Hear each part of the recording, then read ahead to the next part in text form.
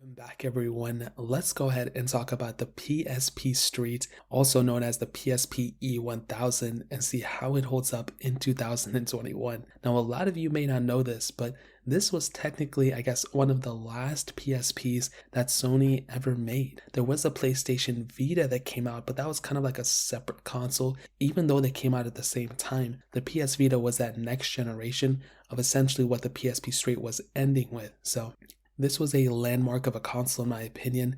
I think it's very underrated. Very few people know about this specific console, in my opinion. And this thing had a very short life cycle from what I've seen. It started off in 2011. It got discontinued in 2014. And this wasn't like the super premium, PSP that a lot of people probably got familiar with. This was, I guess, the cheaper version of a PSP, almost like a Nintendo Switch Lite of the time, in order for Sony to, pretty much, focus on the PS Vita, but still sell a PSP console and still sell, PSP games and stuff. That way people still have a console to go to, since the PlayStation Vita wasn't really backwards compatible. So this thing is actually turning 10 years old this year, which is actually pretty crazy. Now, looking around the PSP Street, you can see, obviously, it does look pretty familiar. It looks almost exactly like any other PSP that came out except for the PSP Go. You have the arrow keys on the left side, a speaker grill coming up from the front on that side as well, the joystick. You had a little bar at the bottom that housed the volume buttons, the start and select button, and on the side you had the triangle, square, X, and circle buttons as well,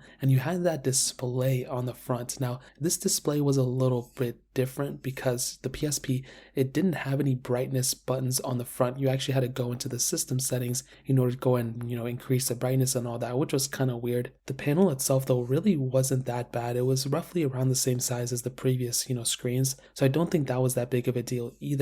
But there were some things that Sony did with these specific consoles that kind of, I guess, turned people off in a way. And I think that's one of the things that kind of made people upset with this specific console. And like I mentioned, it was a budgeted console, and because of that, they had to change some things. So this was a, console that completely built out of plastic. It didn't really feel premium. It was matte. It still felt good, but I did like how the original PSPs, for the most part, had that glossy back, especially the PSP 2000 and 3000. It felt more like a PSP, 1000, the first one, than the PSP 3000. The speaker also didn't sound that good, and there was no microphone on this console as well. So that was another thing that kind of made people upset about it. But regardless of all that, this console still ended up selling millions of consoles, which was actually really cool. But I guess another really, really massive thing that I guess was kind of a deal breaker for a lot of people, and one thing that I remember hearing about, was the lack of any Wi-Fi compatibility on this specific console. That is without a doubt one of the dumbest things any console manufacturer can ever do, in my opinion. It's crazy that is, that is almost like a given. That's something that the original PSP in 2004 had, and the fact that this console didn't have that is an insane thing. I mean, how much more expensive could it have been to add that capability? In my opinion, and I'm just saying what my opinion is, I think that was just some type of ploy for Sony to, make people more interested in the PlayStation Vita, since that specific console had Wi-Fi. It was the premium console of that time. So I think that was Sony trying to convince more people to buy that console, and this one was kind of a placeholder that if anybody thought that was too expensive or something, they can go and pick up this thing, because the functionality is the same of this PSP as pretty much the PSP 3000, the PSP Go. It was essentially the same exact thing going on for it. It was just in a less premium package. Now, turning it on, playing any games and stuff, it's going to be exactly the same as many people may have expected. You still have that UMD slot, so you can just put in all your PSP games in it. And I think that's awesome, and I'm really happy about that. But like I mentioned, when you have a lot of these, features kind of taken out, it really makes the whole entire gaming experience very strange. And there really wasn't any, online gameplay you had because this thing does not have any Wi-Fi capability. So that's another pretty big thing to keep in mind. But I do think when it comes down to it, this gaming console was a decent ending point. There really wasn't any way for this console genre to have like a happy ending, mostly because sales were diminishing. They released the PSP Go, which at that time wasn't people weren't super happy with it, mostly because the lack of a UMD slot and all that stuff. So people weren't really happy with the PSP Go at the time. Although this day and age, that's kind of where we're at. Everything is digital. You download all the games through, the PlayStation Store. I truly do think the PSP 3000, which came out in 2008, was the perfect ending point. If they made an updated version of that, that would have been awesome. But the fact that they made this PSP Street it was, kind of a diminished console at that time that really made me super upset, and that was very strange. And when you think about it, the PSP Street also didn't have a removable battery. That was another fairly strange thing, which I don't know why, Sony did at the time. And when you have a console like this, you need it to have, as great of a, specification sheet as possible, even if it's a budget tier console. This thing came out in 2011. I mean, the fact that it was like almost worse than a console from 2004, meaning the original PSP, I mean, it doesn't really make too much sense to me why Sony even released this thing. I like it. I like what it brought to the table, and I don't want to hate on it too much.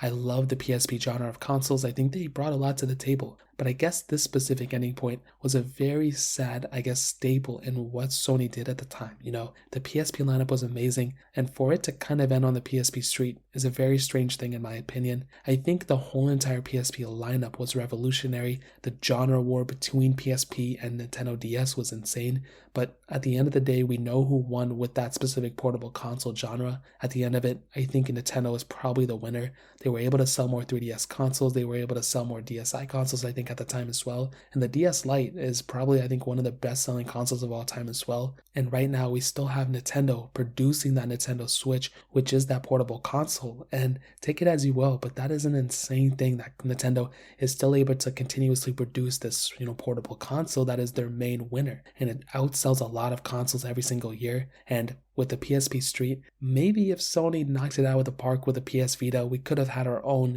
Switch version of a PlayStation at this time. But I do think, with the success of the Nintendo Switch, if Sony were to make another portable console, not like a PSP Street, but more like a PlayStation Vita hybrid of a Nintendo Switch, I think Sony could possibly come back with another banger and possibly, make a ton of money off that console while making a lot of people happy. I think with the PSP Street, it's a great idea, but the execution just wasn't there, and that really probably messed up what this console could have been. I mean, it didn't have Bluetooth, didn't have Wi-Fi, no removable battery. I mean, there's really very few things that are going for this console. I would way rather have a PSP 3000 from 3 years prior of this than the PSP Street. So take it as you will, but that's pretty much how the PSP Street, aka the PSP E1000, holds up in 2021, at least in the mid of 2021. If you guys have any other questions or anything, let me know in the comment section below. Hit the like button, that would mean so much, but definitely hit that subscribe button. More importantly, everything else, I love every single one of you guys. Hopefully I'll catch you guys in the next video. Peace out till then.